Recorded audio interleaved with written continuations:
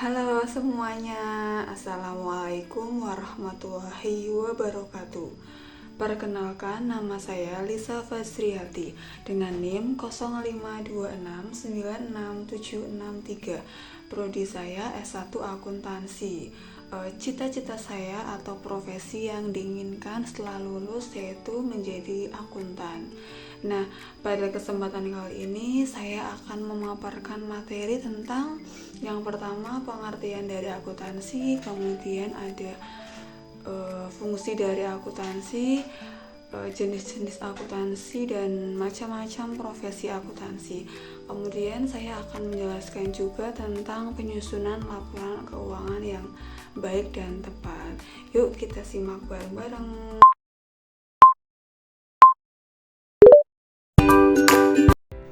Nah, sebelum kita membahas lebih lanjut, alangkah baiknya kita mengetahui dulu apa itu pengertian dari akuntansi. Nah, akuntansi itu kan itu adalah proses yang memiliki banyak aspek dan juga memiliki cakupan yang sangat luas karena akuntansi itu menjadi hal yang sangat penting dalam dunia bisnis. Secara umum, akuntansi mencakup pencatatan, pengelompokan, dan penyajian informasi keuangan yang akurat dan juga relevan. Tujuannya di sini adalah untuk menyediakan data yang dapat membantu para pengambil keputusan baik dalam internal maupun eksternal dalam merancang strategi bisnis yang tepat.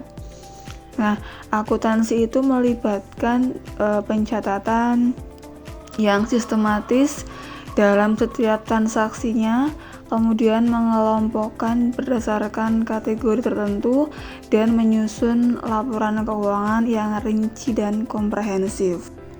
Selanjutnya ada pun fungsi dari akuntansi, yaitu ada 3 fungsi. Fungsi yang pertama, pencatatan. Ini bertujuan untuk merekam setiap transaksi keuangan sejak awal sampai pembayaran atau pemanfaatannya. Kemudian yang kedua, pengelompokan. Pengelompokan dilakukan dengan mengorganisir setiap transaksi ke dalam kategori yang logis agar lebih mudah dipahami oleh penggunanya. Kemudian yang ketiga, pelaporan. Pelaporan itu merupakan tahap akhir di mana data yang telah dikelompokkan kemudian digunakan untuk menyusun laporan keuangan seperti neraca, laporan laba rugi, dan juga laporan arus kas. Materi yang berikutnya yaitu jenis-jenis akuntansi. Ada banyak macamnya akuntansi, yaitu yang pertama akuntansi keuangan. Ini adalah akuntansi yang paling utama ya dalam suatu perusahaan, di mana akuntansi ini berfokus pada pencatatan dan pelaporan transaksi keuangan suatu entitas. Nah, laporan yang dihasilkan itu bisa berupa laporan laba rugi, neraca, dan juga laporan arus kas. Akuntansi ini memberikan informasi penting mengenai kinerja dan posisi keuangan perusahaan dalam periode tertentu. Kemudian yang kedua ada akuntansi manajemen. Akuntansi ini bertujuan untuk menyediakan informasi keuangan dan non-keuangan yang relevan bagi manajemen dalam pengambilan keputusan internal atau di dalam perusahaan. Kemudian yang ketiga ada akuntansi biaya. Akuntansi ini berfokus pada pengumpulan, analisis, dan juga pelaporan biaya produksi. Tujuannya adalah untuk menentukan harga pokok produksi dan mengontrol biaya. Kemudian jenis akuntansi yang keempat ada akuntansi pajak. Berkaitan dengan perhitungan kewajiban pajak suatu perusahaan atau individu sesuai dengan peraturan pajak yang berlaku. Kemudian yang kelima ada akuntansi pemerintahan. Ini mengelola keuangan pemerintah dan untuk menyajikan laporan keuangan yang transparan dan akuntabilitas ya akurat serta mengawasi penggunaan dana publik. Adapun macam dari profesi akuntan itu. Yang pertama ada akuntan publik. Ini adalah akuntan yang profesional di mana bertugas memberikan jasa akuntansi kepada klien dari berbagai sektor bisnis maupun non-bisnis. Nah, akuntan publik ini juga bertanggung jawab dalam menyusun, menganalisis, dan memeriksa laporan keuangan. Kemudian yang kedua ada profesi auditor. Auditor ini berperan penting dalam memastikan keakuratan laporan keuangan.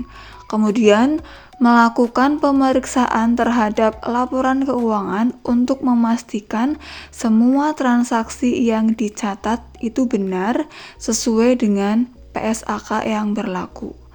Kemudian yang ketiga ada akuntansi manajemen.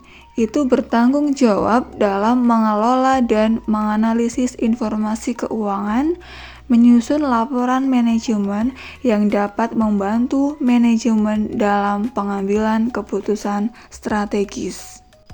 Nah, ini masih lanjutan dari macam profesi akuntan.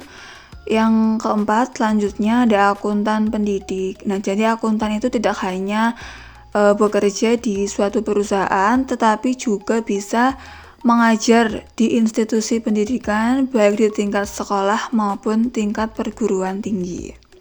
Kemudian yang kelima ada akuntan pemerintah. Akuntan ini bekerja di lembaga pemerintahan, bertanggung jawab untuk menyusun laporan keuangan serta mengaudit institusi pemerintah. Yang keenam ada analisis keuangan. Ini bertugas untuk mengevaluasi data keuangan dan memberikan rekomendasi kepada klien atau manajemen perusahaan. Nah, sebagai akuntan yang baik, kita harus memiliki etika profesi akuntansi. Yang pertama ada tanggung jawab profesi. Itu akuntan harus menggunakan pertimbangan profesional yang baik dalam setiap pekerjaannya. Yang kedua, kepentingan publik. Akuntan itu wajib mengutamakan kepentingan masyarakat di atas kepentingan pribadi. Yang ketiga, ada integritas. Akuntan itu harus jujur dan tegas dalam semua hubungan profesional.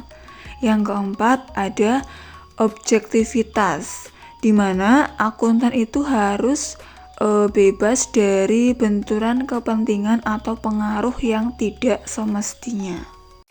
Adapun etika yang selanjutnya yaitu kompetensi dan kehati-hatian profesional. Akuntan wajib menjaga pengetahuan dan keterampilan agar tetap kompeten dalam pekerjaannya. Kemudian yang keenam ada kerahasiaan. Akuntan ini tidak boleh mengungkapkan informasi tanpa izin yang sah.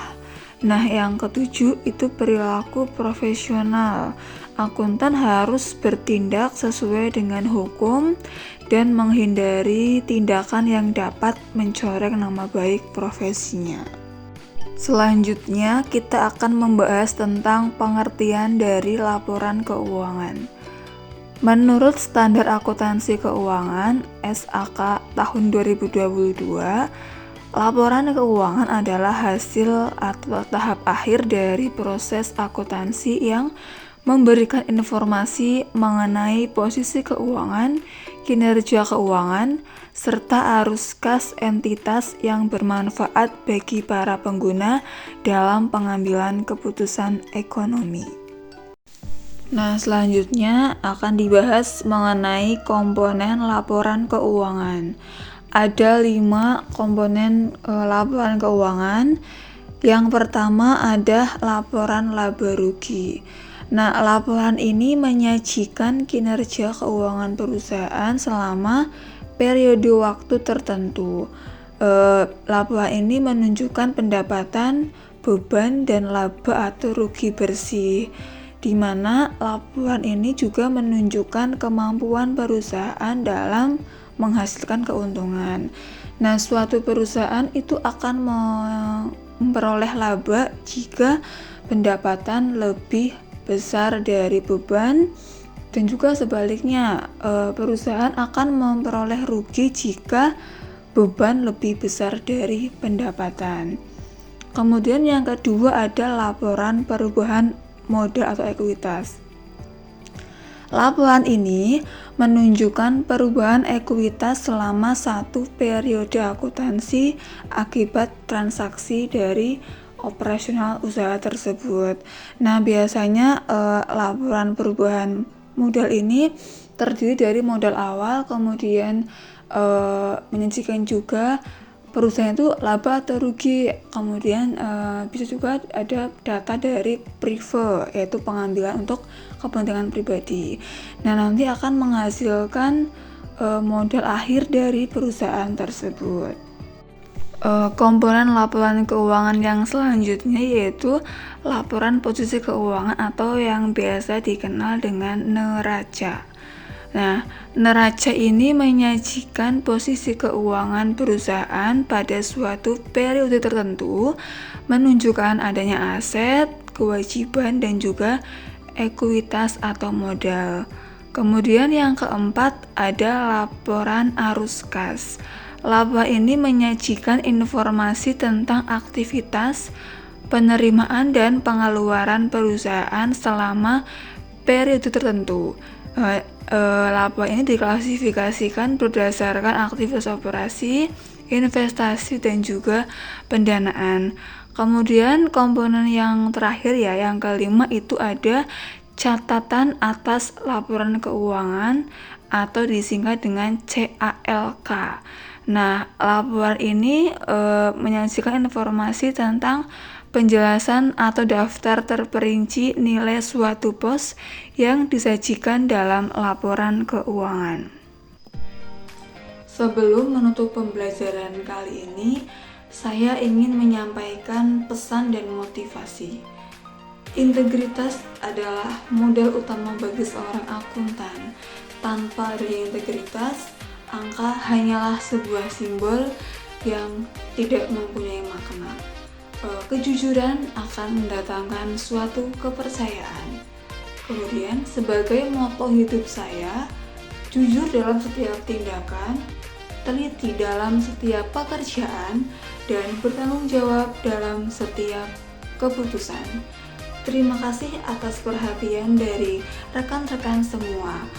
Wassalamualaikum warahmatullahi wabarakatuh.